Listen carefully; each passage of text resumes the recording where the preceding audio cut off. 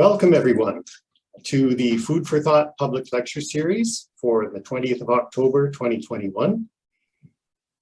This year's Food for Thought series is themed according to the McGill's Bicentennial and the promise of a better tomorrow. I'm Grant Clark, an associate professor in bioresource engineering and one of the organizers of the Food for Thought series, together with Anna Duff and Ingrid Shiraz, who are both here to help us tonight with the technical side of things. I'm also a descendant of Northern European settlers, and I live and work on unceded Indigenous territory. The Kanien'kehá:ka Nation are the custodians of Tiohtià:ke, the territory on which McGill University stands, and of the surrounding lands and rivers. To the south of Montreal is the community of Kahnawake, and to the west is the community of Kanesatake. I thank these people for having watched over these lands and waters for so long and for continuing to look after them today. A few housekeeping points. As you probably have noticed, this lecture is being recorded. We ask you to please keep your audio muted during the lecture. I'll monitor the chat window, and when the presentation is finished, I'll relay questions to the speaker. And we'll also at that time invite you to unmute yourself and ask questions verbally if you choose to do so. So I'm very happy today to introduce Dr. Marie Dade. She's a postdoctoral fellow in sustainable landscapes, working with the McGill Sustainability Systems Initiative. Marie holds her Bachelor of Science and Masters of Science from the University of Western Australia and her PhD from the University of Queensland. Dr. Dade's research focuses on how to better manage multiple ecosystem services, or the benefits that people receive from ecosystems across landscapes. She's interested in understanding how different policies and management actions influence how we access ecosystem services, and how we can use this information to better manage multiple ecosystem services simultaneously across landscapes. So I'll turn the floor over to Marie, and I hope you enjoy the presentation this evening. Thank you, Grant. Hi, everyone. It's great to see you all here today. I'm just going to quickly share my screen, so just bear with me for 1 second.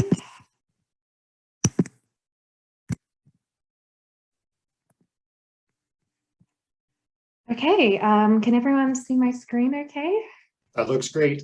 Great, excellent, thank you. Well, again, thank you everyone so much for coming here today. It's such an honor to be a part of this lecture series, and I'm really excited to be able to share my research with you today. So, as Grant said, my name is Marie. I'm a postdoctoral research fellow at McGill University. I have a joint appointment between the Department of Geography and here at NRS at the McDonald campus. And my research revolves around this idea of how do we sustainably manage ecosystem services across landscapes. So just a quick breakdown of what this talk is going to look like. First, I'm going to give you a little bit of background about what ecosystem services are, and also a little bit of a background about why I'm so interested in ecosystem services. Then I'll talk a little bit about why we manage them at the landscape scale. And then I'll go into talking a little bit about one of my research projects, which looks at the role of property rights in delivering ecosystem services across landscapes. So I first want to do an acknowledgement of First Nations people. So I have lived and worked my entire life in either North America or Australia, so on colonized land. So I would like to acknowledge and pay my respects to the traditional owners of Australia and the First Nations people of North America, past, present and future, whose unceded lands I live and work on. And below I've just put 2 resources if anyone has not seen these before on the Indigenous groups within Australia and North America, and these 2 websites can provide you information on whose land you work on or any other information around the territories and their areas. So I first want to begin this talk by giving you a bit of background on ecosystem services and how I got so interested in ecosystem services and why I've made this my area of study. So to do this, I want to go back to the beginning and talk a little bit about my childhood and how it led me to where I am today and led to me studying ecosystem services. So this was me when I was 4 years old. At this time, I was living in Perth in Western Australia with my family. And when I was this age, I was living in the inner city suburbs, and my parents decided to buy a large block of land about an hour's drive outside of Perth. And in the early to mid 90s, at this time, an hour outside of Perth was basically rural area. And so we bought this house, and it was basically a little house on a very large property surrounded by forest. This was taken a couple of years ago, but a lot of work's been done to it since we bought it back in the 90s. It's a very large property, and it was surrounded by forest, and it was a very new experience for my entire family moving out of the city suburbs into this area. When we first moved here in the early 90s, this property was relatively off the grid. So we had electricity, but that was about it. We had no access to town water supply. We had no garbage collection. We had to take all of our own garbage to the dump every week. We had no access to town sewage. We had to have our own sewage system. We only got our mail delivered every, I think, 2 days a week. And we had no form of public transport. I think the nearest bus was about 5 kilometers away. And even then it ran 2 times a day or something. So it was relatively isolated in a way. It was a quiet life. And because of its general isolation and its kind of off the grid style, my parents decided to make the most of it and to try and make a very self-sufficient life and try to gather what we could that was provided by the land around us. So I grew up in this house my entire childhood. And so throughout that time, while my parents started to make the most of this forest ecosystem that we were living within to try and meet all of our needs, from a very early age, I started to kind of observe and that connection between my well-being and the land around me and the forest ecosystem I was living in. And I began to notice how reliant and dependent my physical and emotional well-being was on the forest around us. And what I mean by this is, for example, we relied on the land to provide us with a lot of food on this property. So the forest ecosystem that our property was within was providing us with an ecosystem that could provide a living space for chickens so we could have eggs, but it also provided us with a fertile area to grow a lot of our own food. So the ecosystem was providing us space to provide our own food, such as vegetables and food from the orchard and our own vegetable garden. The forest ecosystem was also providing us with water. So we collected water from rainwater. So we have the rainwater tanks. And we also had the forest ecosystem provided us with an underground aquifer that was a natural aquifer that we were able to use a pump, which is here on the side, to pump up water from the ground as well. And, wrong way. We also collected our own wood to help to keep warm in winter. So the landscape, this forest ecosystem that I was growing up in, throughout my childhood, I began to make the connections between the forest ecosystem and the benefits that it was providing me and my physical well-being. All of these material benefits I was receiving from this landscape were crucial to my mental and my health and my well-being. We needed these things to survive.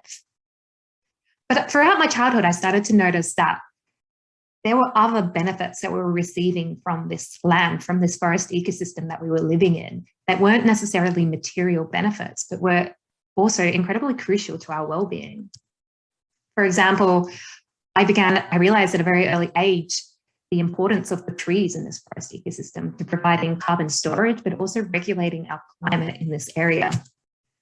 I understood the importance of a huge number of pollinators that were living within this ecosystem and their importance for pollinating our fruit orchard. For example, I think this little bee is pollinating one of our cherry trees. And the importance of these species for the food, to be able to get the food that we relied on. There was also the importance of this forest ecosystem to temperature regulation, and the importance of having trees around the house that could actually help regulate the temperature. In the middle of summer out here, it got really hot, up to 40, 45 degrees, and having trees around the house significantly reduced the heat on the house and made it so much more bearable in summer. So I started to make the connection that this ecosystem, these trees in the ecosystem were providing us with a really important benefit. I also realized that the ecosystem around us was providing us with also these more emotional and cultural benefits that were not really material, but they were equally important to our well-being. For example, the ecosystem provided habitat for a huge number of different species. See if you can spot the kangaroo in that photo. That as a child, for me, brought me a huge amount of joy. I loved nothing more than trying to find and observe these species out around my property. And so I was getting a benefit from that. It was bringing me happiness and joy, which was an emotional benefit I was getting from this ecosystem. The ecosystem also provided me different types of emotional benefits, such as peace, tranquility, and relaxation. For example, this very old tree with a very big hole in it was one of my favorite spots as a child to escape to when I was feeling not great. For example, I had a fight with my parents or I had a bad day at school.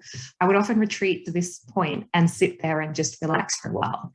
And it gave me peace and tranquility. So in a way, I was getting an emotional benefit from this ecosystem. It was helping me emotionally. I was also aware growing up that the ecosystem provided cultural and spiritual benefits to the other people that lived in and resided within this area that was equally important. For example, this tree, which is also found within the forest ecosystem that I grew up in, this tree is called the Christmas tree by colonialists, and the local Indigenous group within this area, the Noongar people, they know this tree as the mudja. So this tree, it's locally known as the Christmas tree because it blooms at the end of December around Christmas, and it has these really bright orange trees. It's a truly beautiful tree, you can't miss it. And the Noongar people who know this tree as the mudja, this tree is sacred to them. This tree species is sacred. So as part of their culture, they believe that when someone passes away and their soul departs their body, this person's soul initially resides within the mudja tree before it moves on from this world.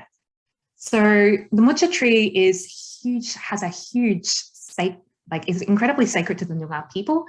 And so in a way, this ecosystem that allows this tree to grow here is providing a spiritual benefit to these people, but also it provides cultural identity to these people. This tree is important to their cultural identity of who they are. And so the ecosystem they live within is providing them with that benefit, which is like a mental, emotional benefit that is hugely important to their well-being. So it wasn't until I started university that I realized that there was a term for all of these benefits that I was noticing when I was growing up. And that term is ecosystem services.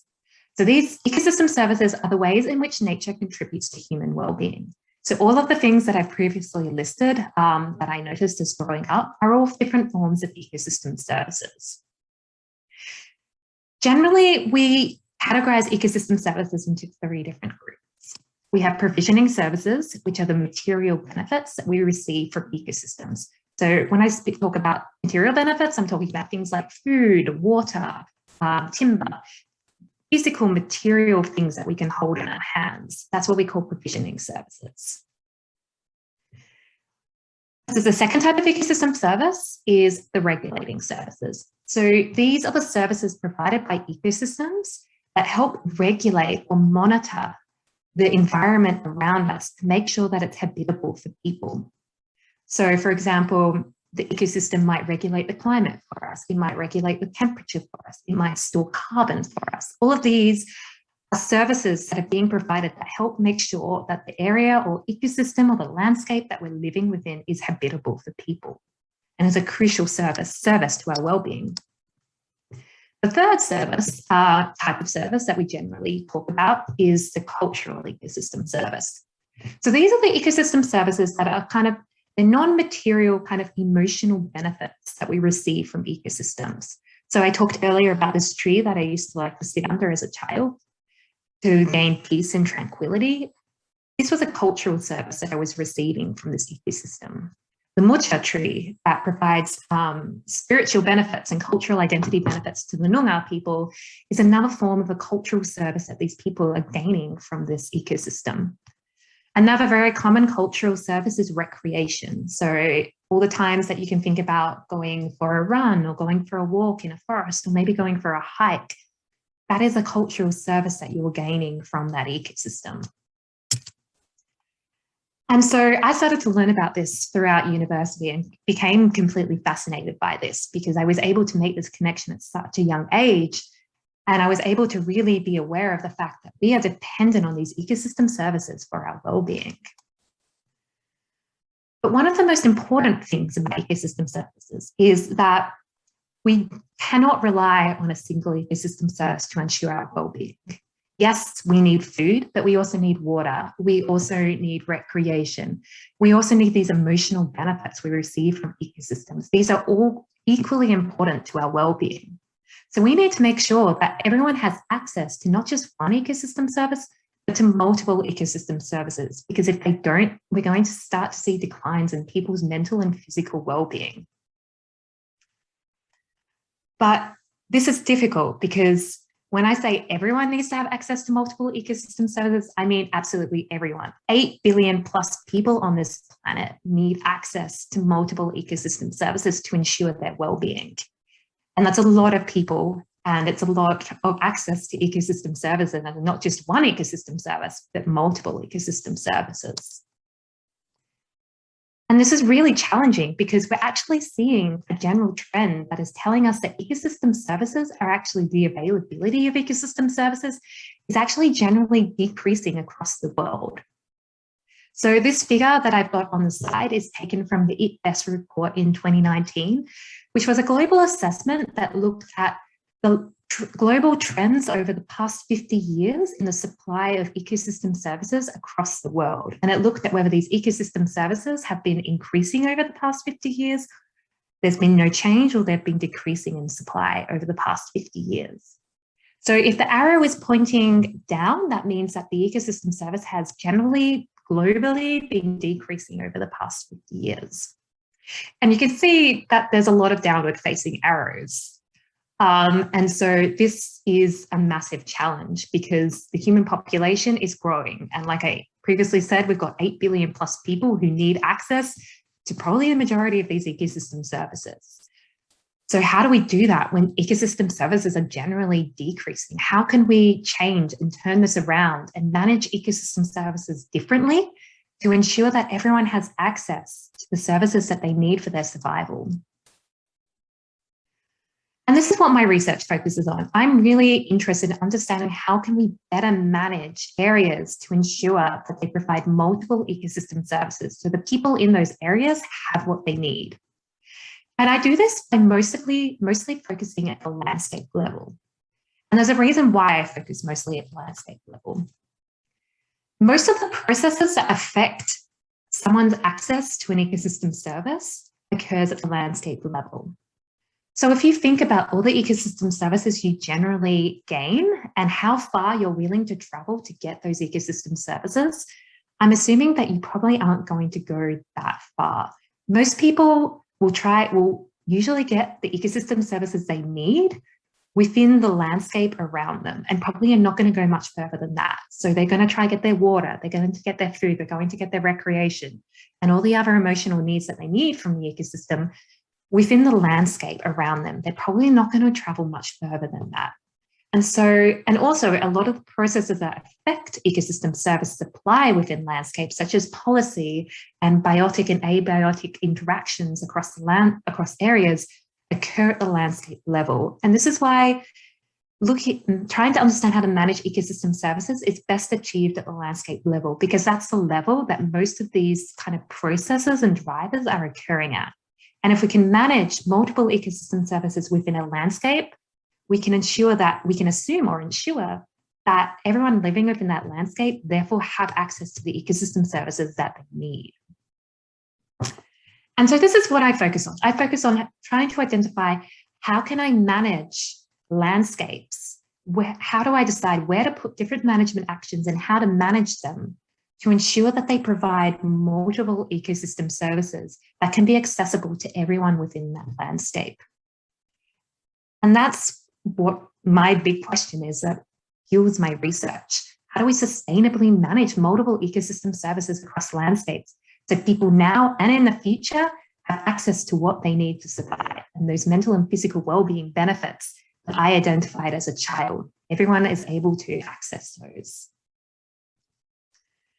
So that's a lot, mainly about what my research focuses on. And I'm going to delve a little bit now into one of the research projects that I've been working on during my postdoc here at McGill. And that focuses on this idea of managing ecosystem services across landscapes. And this particular project focuses particularly on the role of property rights in affecting who can access ecosystem services and where across a landscape, and implications of that for the management of these ecosystem services.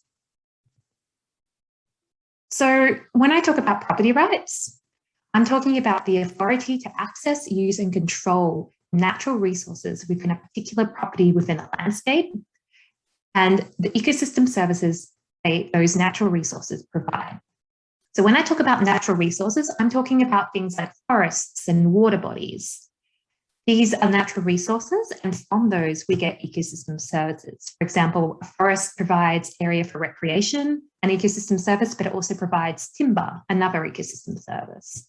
Water bodies provide maybe drinking water supply, which is an ecosystem service, and maybe also habitat for fish, which is an important food source for many people, another ecosystem service. So property rights define the authority to access, use, and control the natural resources. And if they're able to control access, use of the natural resources, then that we can assume means they're going to affect the ecosystem services that you get from those natural resources. And that's what I was curious about. If property rights affect natural resources, then what's the impact on the ecosystem services those natural resources are providing? So I decided to delve into this a little bit more. And one of the first things that I did was to identify the different types of property rights that a property can have that would affect ecosystem service use based on how it affects the natural resources that provide that ecosystem service. So there are 5 main property rights that can potentially affect ecosystem services based on how they affect the natural resources. The first one is the right to access a property. So if a person has the right to enter a property, but they're not necessarily allowed to remove anything, they can potentially source ecosystem services like, say, recreation. So the right to access a property affects a person's ability to access particular ecosystem services. The right to withdraw natural resources from a property. This affects a person's ability. So if a person has a right to withdraw natural resources from a property, they're potentially able to access some ecosystem services that require you to withdraw a natural resource. For example, chopping down a tree for timber. That would be a situation where someone needs to have the right to withdraw timber to gain the ecosystem service, or maybe the right to withdraw food. So if someone wants to pick food from that property, they need to have that right to withdraw to be able to gain that ecosystem service and be able to access that food. There's also the right to manage the property. If a person has the right to manage the property, for example, change the amount of trees on the property or change how the water body is managed or something like that, that in turn can affect the ecosystem services the property can provide. For example, if a person decides to manage their property by chopping down half the trees, they're probably going to get a lot of timber. So they're getting an ecosystem service through that management, but maybe not other ecosystem services. If a person's not allowed to chop any trees down on the property, they're not going to be able to access any timber from that property, which is an ecosystem service. So how the property is allowed to be managed can have a big impact on the type of ecosystem services someone can get from that property.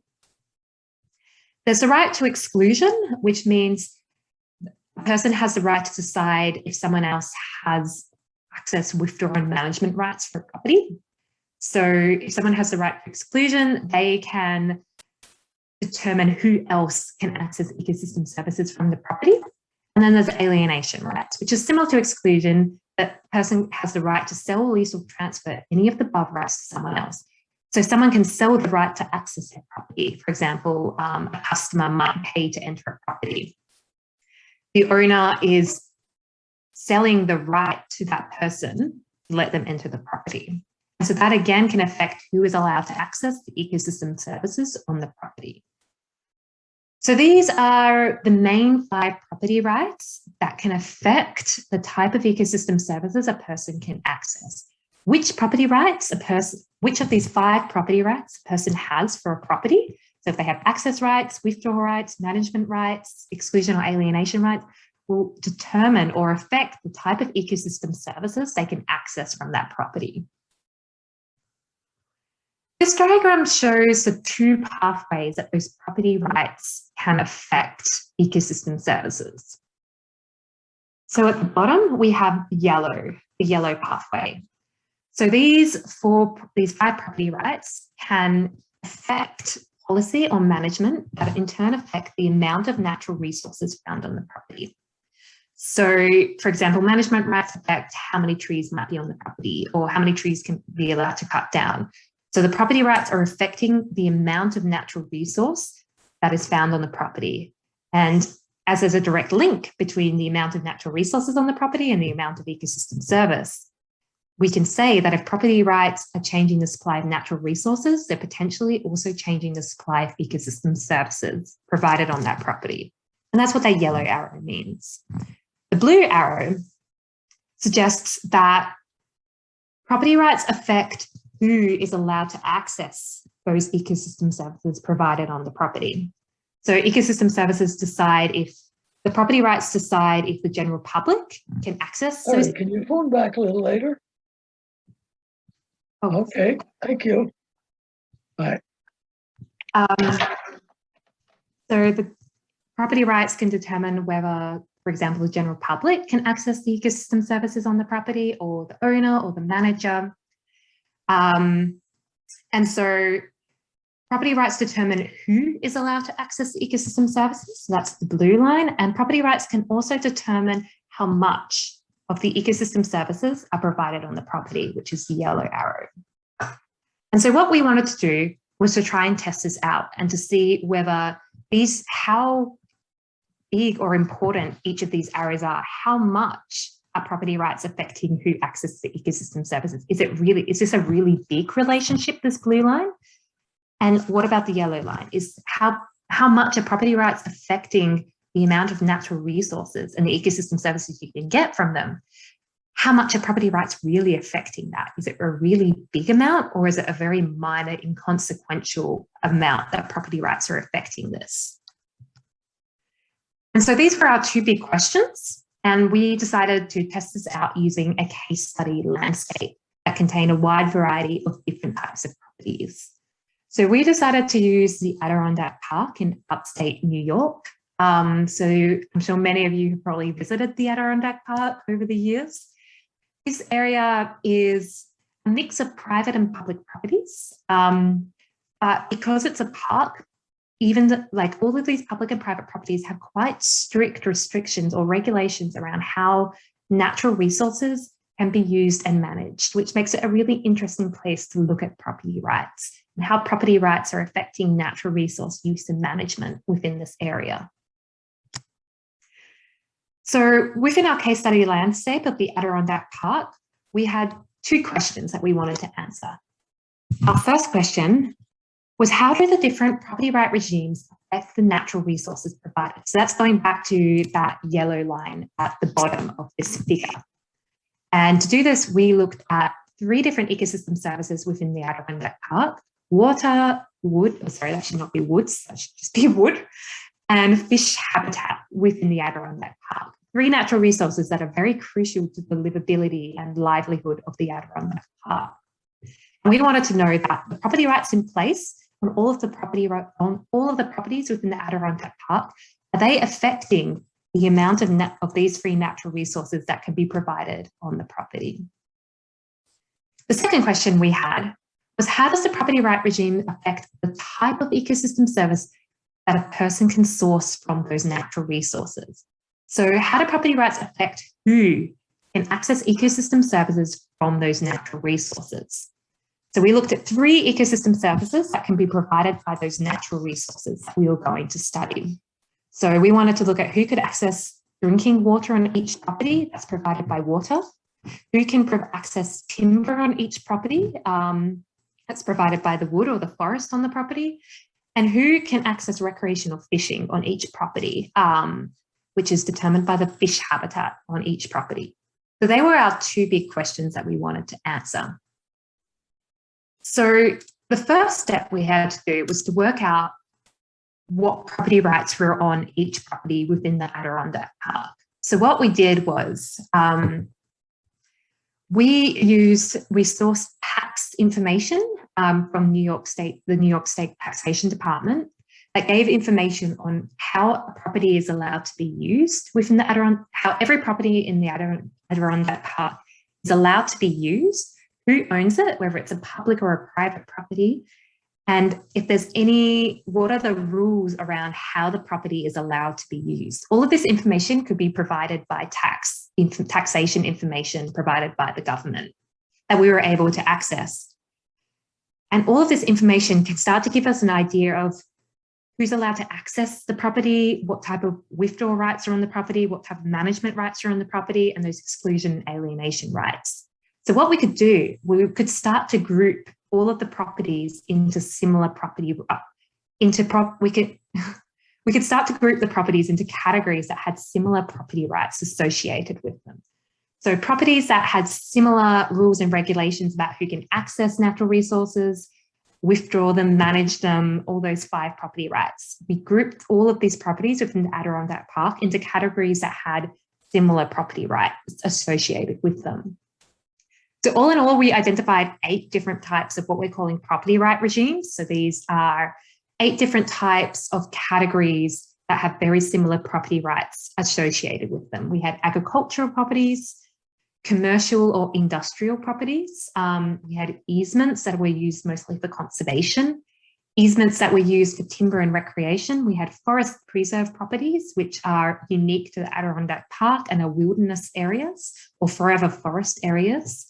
We had private outdoor recreational properties. So these are properties that are used for outdoor recreation but are privately owned. So things like camps or private nature reserves or country clubs even.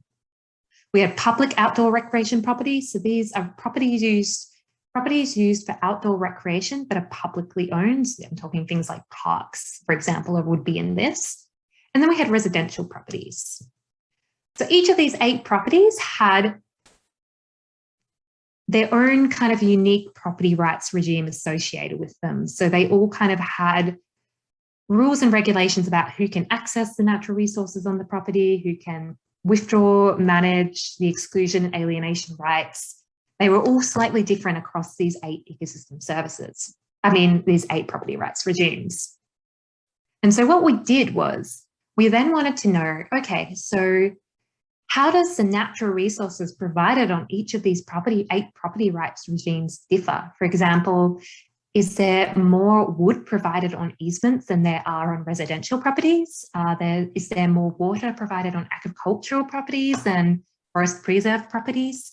We wanted to know if there were differences in the natural resources being provided on these properties, so we could work out if the management rights associated with these properties were affecting the natural resources provided and consequently affecting the ecosystem services these properties can provide.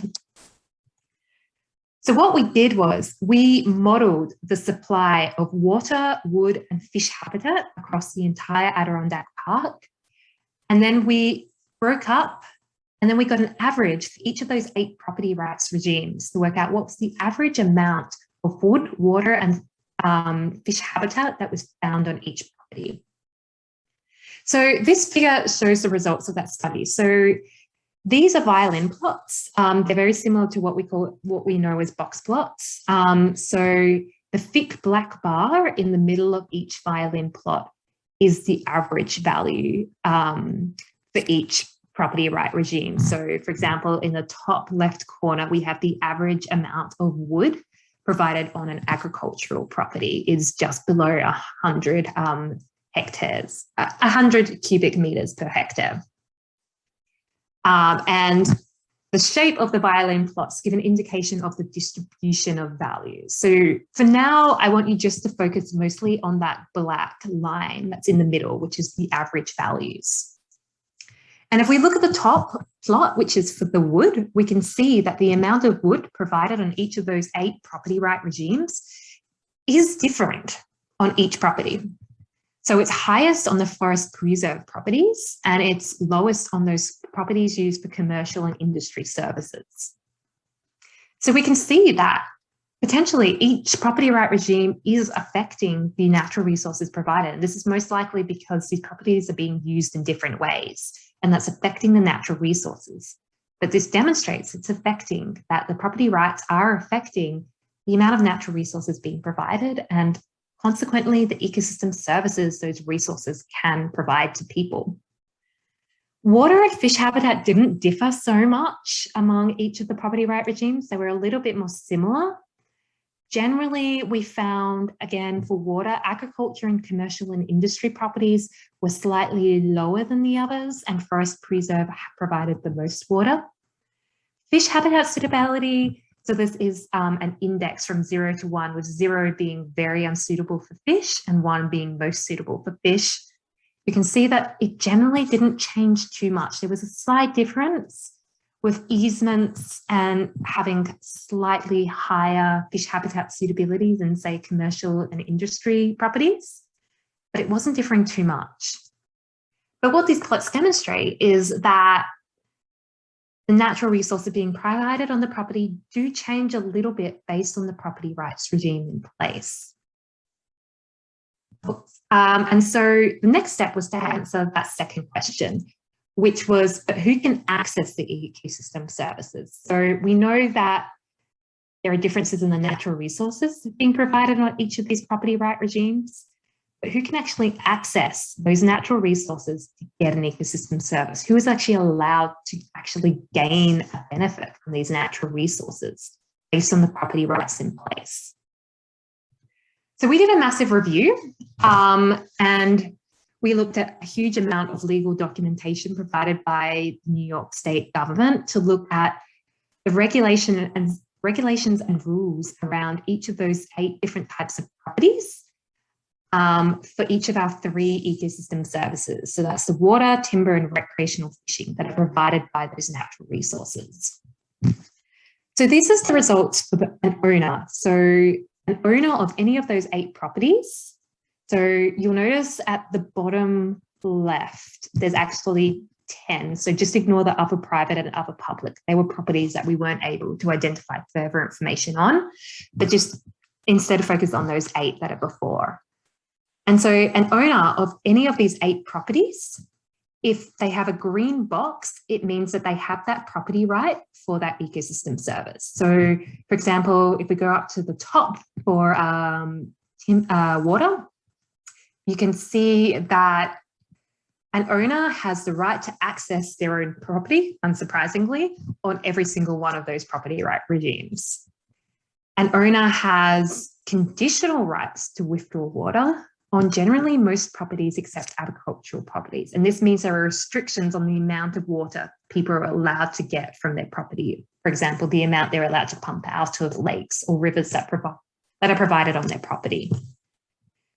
And so the yellow means they have a conditional right, but you can see generally owners can do most things except on forest preserve properties where that bright red is. So forest preserve properties are government-owned properties. They're publicly owned and they're forever wilderness areas. And so the big thing about these properties is that you cannot cut down trees on these properties. They have to be maintained, they have to be protected, which means that even the owner, which is the government, cannot withdraw timber from this property. They can't cut down trees. They're not allowed to manage or change the management of the trees on the property. And they don't have exclusion or alienation rights. They can't sell these rights to anybody else. These properties are very much forever wilderness and you can't change that. And so property rights basically mean that the owner cannot access this ecosystem service, timber, from this property in any way. And the property rights are defining that. So let's look at another person. say we have a manager for the property. So this is a person who doesn't own the property, but they manage the property for the owner. What kind of property rights do they have? What kind of ecosystem services are they allowed to source from the property? Well, like the owner, the manager is unsurprisingly has the right to access the property. So that's all green. The owner has conditional rights generally to withdraw water, timber, and unconditional rights to recreationally fish on the property. And this is based on documents provided by the New York State that I spent many times reviewing. So generally for like timber and water, a manager is allowed to withdraw some of these, but there may be conditions on the amount they're allowed to withdraw. So for example, they may be, I think for timber, they're only allowed to cut down 25 acres, I think, trees before they have to get a specific permit from the government. And again, you can see for forest preserve, it's red. Again, because unlike the owners, the managers are not allowed to change the trees on the property in any way. As you can see, there's a lot more red popping up for managers than there are for owners. So owners generally have a lot more access to, have a lot more property rights, which is unsurprisingly, because that's generally what ownership of a property entitles you to. But interestingly, you can see that that also means the owner can access quite a few more ecosystem services from that property than the manager would be allowed to. And if we're going further, we talk about an authorized user. So someone who is perhaps a customer on the property or someone who has a permit to say recreationally fish on the property. So they're not a manager of the property, they're not the owner of the property, but they do have some form of permission to be on that property. You can see, again, they have access rights or the right to access the property, but then they don't have a lot after that. They may be allowed to withdraw water and timber and recreationally fish to a certain amount based on the kind of contract or whatever deal they have going on with the owner. They may be able to access those things, but other than that, they're not allowed to do anything with the property, which could potentially affect the amount of ecosystem services they can get from that property. And then we have the general public. So the general public are people who have absolutely no relationship to the property in any way. They're just a random person on the street who might want to get an ecosystem service from that property. And you can see that they are very limited in what they can do. For many properties, they don't even have the right to access the property. They're only really allowed to access publicly owned properties, not the privately owned properties like residential or agricultural properties. They are allowed to withdraw small amounts of water on some of those publicly owned properties. And they're allowed to recreationally fish on some of those publicly owned properties based on the condition of having a permit to fish. But other than that, they can't manage the property. They have no exclusion rights or alienation rights. And so not having management rights can mean that they can't alter the natural resources to gain more ecosystem services or change things in any way to alter the amount of ecosystem services they get. So they could be potentially quite limited in the amount of ecosystem services they can access. So what this tells us is that property rights really control who can get an ecosystem service from a property, with owners unsurprisingly having the most power and the most access to ecosystem services, and the general public having the least.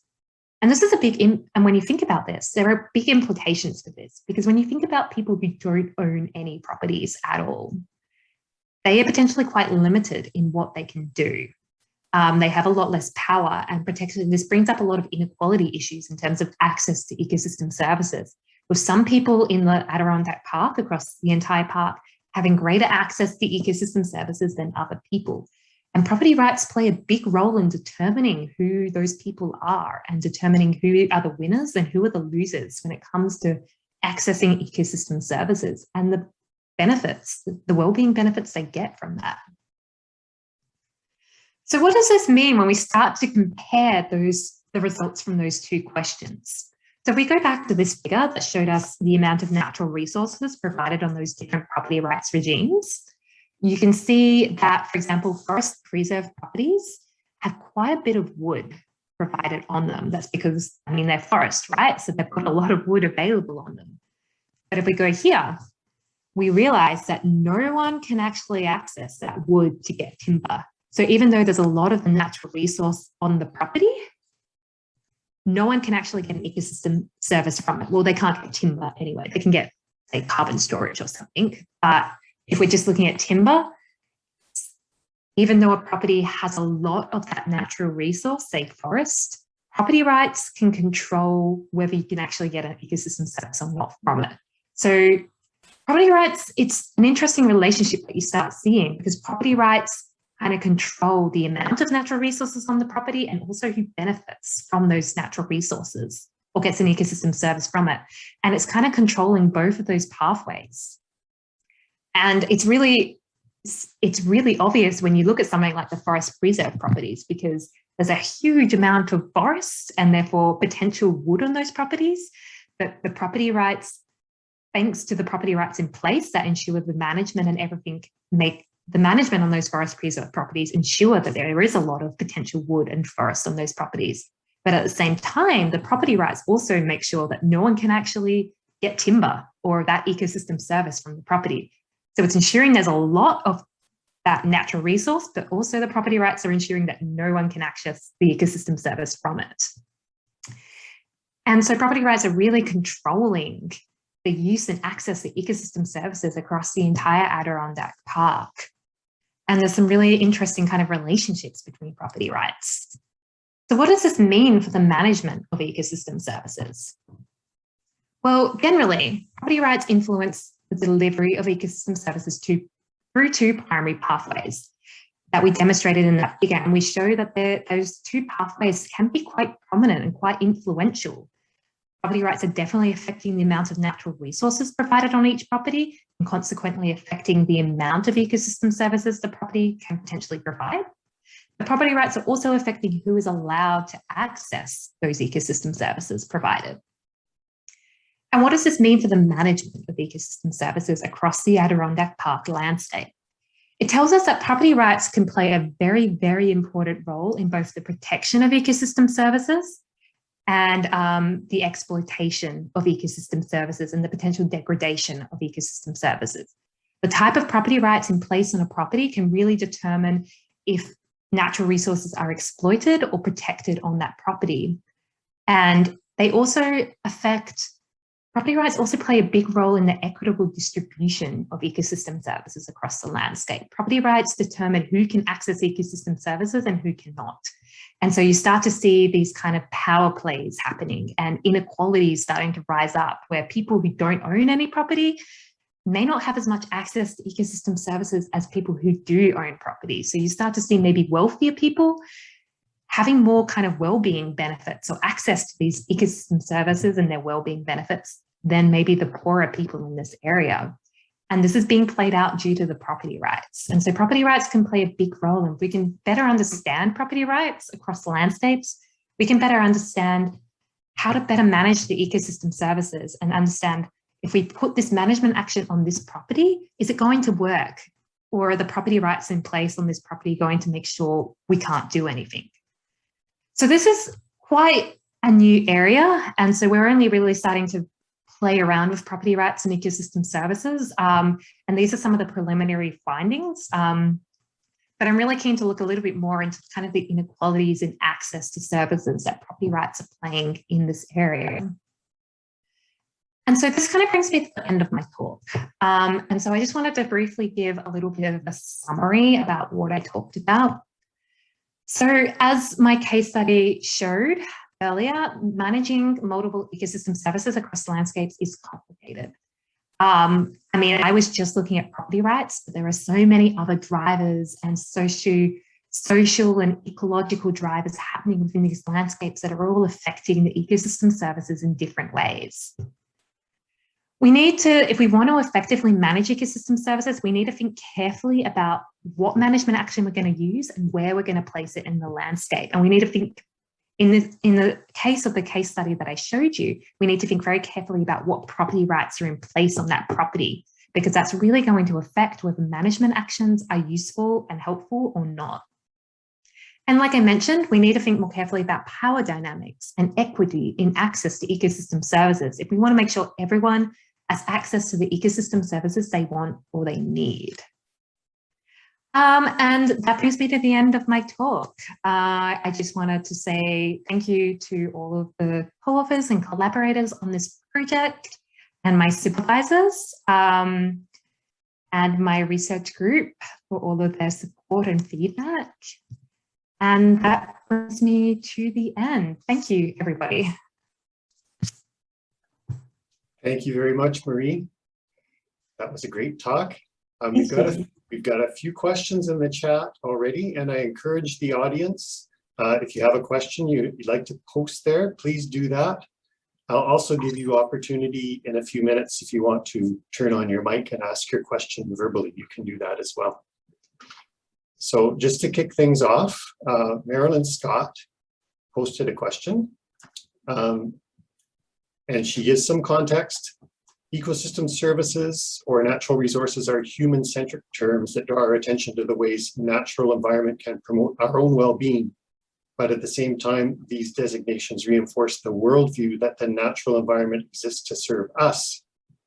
Are there comparable terms that might shift our worldview toward us as part of the natural community? Yeah, 100%. There's been a lot of discussion in this area for a very long time about exactly what you're talking about. Like, this is a very human-centric approach that we're looking at if we're implying that nature is there to serve us. And so the concept of ecosystem services is a couple of decades old now, and it came out of, the term came out of economics when people were first trying to put a value on nature, and the term ecosystem service came out of that. In recent years, there's been a lot of kind of discussion around changing or rethinking our view so it's not such a human-centric approach, and it's about an equal relationship between humans and nature, or in anything, it's humans dependent on nature, and nature is the important center of this discussion. And so there's a lot of different terms going around at the moment. I focus on ecosystem services in this talk because it's the one that people still use the most, but there are new terms coming out that are better trying to explain this relationship. For example, nature's contributions to people is one that is a new term that was introduced, I think, in 2019, or actually earlier than that, somewhere about 5 or so years ago, which is the idea that nature contributes to human well-being, but it's not dependent. And so this was this nature's contributions to people came about trying to better describe the relationship, particularly that Indigenous people have with nature, which is a relationship that's very different to, I guess, the Western world has with nature, and we're better trying to describe that. There's been a lot of interest now in the idea of values of nature and how these relational and transformational values, and what I mean by value is not an economic value, but this value that we value nature in different ways for different things. So nature provides me with well-being or benefit, and I get well-being benefit by helping nature and trying to better understand that relationship. But it's still really early days, and we're still very struggling to understand this relationship between human and nature, because it's complicated and it's complex and it's very different across the world and in different societies and cultures. But we are gaining ground, and there's definitely an increasing recognition that we need to move away from a human-centric focus and move away about it more being kind of a partnership between humans and nature, or if anything, nature obviously doesn't really need people, but it's a work in progress at the moment. But thank you, it was a really good question. Thanks, Marie. So again, I encourage the audience to post your questions, but I'll just pop out one of my own questions that I posted here. And this was with respect to this scheme of property rights that you were discussing, and I was wondering how First Nations fit into that scheme, or if they do. So in this study, we were not considering First Nations people. We were focusing particularly on the kind of legal framework that's in place within the Adirondack Park. In other areas, there's been a lot of work on First Nations people. There's been a lot of particular research around kind of like common resources and public resources and private resources and land tenure within Indigenous areas, and how they differ and how different kind of authority and different type, and how land tenure is more of a term, maybe a better term to use than property rights in a lot of these societies. But in this particular study, it was not considered, mainly because we're focusing more on the kind of the legal framework around property rights within New York. But it's a really interesting area, and there's a lot of upcoming studies on trying to better understand the kind of governance within First Nations people and how they manage the landscape, but I just haven't quite got there yet. All right, thank you very much. If there's anybody in the audience that would like to turn on their microphone and ask a question, please feel free to do so now.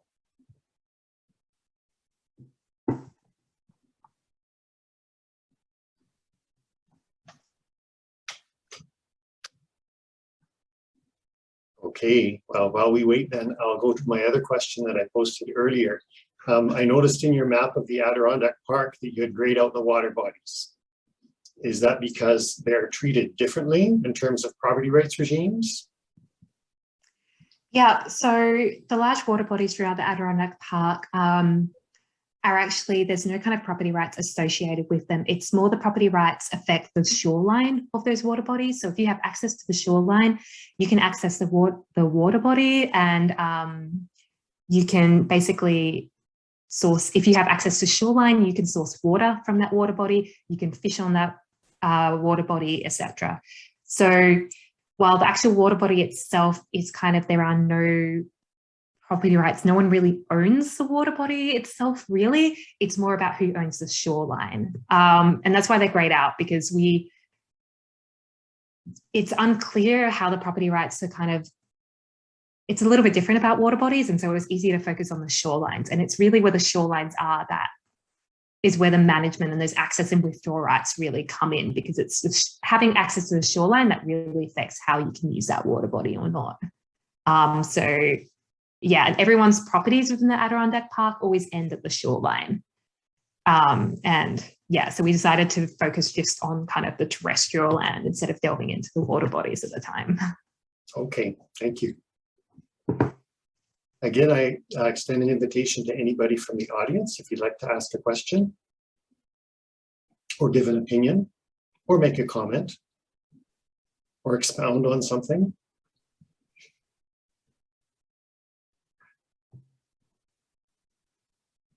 Okay, then I'll just ask, oh, here we go. We've got one from Jackie in the chat. How do you think these findings might be able to inform things like the equity of payment for ecosystem service programs? Yeah, that's a really interesting question. So we talk about payment for ecosystem services, and this is an idea where if someone's providing an ecosystem service on their property, they actually get paid by, for example, the government to maintain and protect that ecosystem service. For example, if someone has a forest on their property, a government might pay the owner of that property to maintain and protect that forest to ensure the kind of carbon storage or air temperature regulation benefits that that forest is providing. And that's what we call a payment for ecosystem services. And so if I'm thinking about like the kind of equity in payment for ecosystem services within the Adirondack Park. So the Adirondack Park has no kind of payment for ecosystem services scheme at the moment, but if it was to be put in place in this property, it is by far the owners who are going to benefit the most, because the owners are the ones who have full control over the ecosystem services. So if they're going to get paid for the ecosystem services, they're going to benefit even more. But at the same time, it may change the type of ecosystem services people are allowed to access. For example, if an owner of a property discovers that they can actually get paid for protecting their forest so that it provides like carbon storage or air temperature regulation, they may do that and actually decide to not cut down the forest to get timber. And so payment for ecosystem services could have a big impact on the management on the property. and how the owner decides to manage that property. But in terms of equity, like I think it would just lead to the owners benefiting even more, and the people who don't have any ownership within the Adirondack Park being potentially worse off than before. It's an interesting, it's a really interesting comment. I'd have to look into it a bit further, but payment for ecosystem services is a really interesting topic at the moment. And there's still a lot of discussion around how equitable it is in a lot of situations, and whether the people who have power are the only ones who are really benefiting from this, and it's not really benefiting the other people. Thank you, Marie. All right, so we're at the bottom of the hour. So I'll leave the Zoom meeting open for a few minutes once we conclude, in case anybody would like to ask any more questions. But I would like to thank very much Dr. Dade for taking the time to talk to us this evening. It was much appreciated. And thank you to the audience for joining us this evening. Please remember to join us again in 2 weeks, same time, same place, and we'll listen to Dr. Marie-Josée Dumont talk about her work with the generation of novel materials from agricultural residues. And with that, I wish everyone a good evening, and please take care.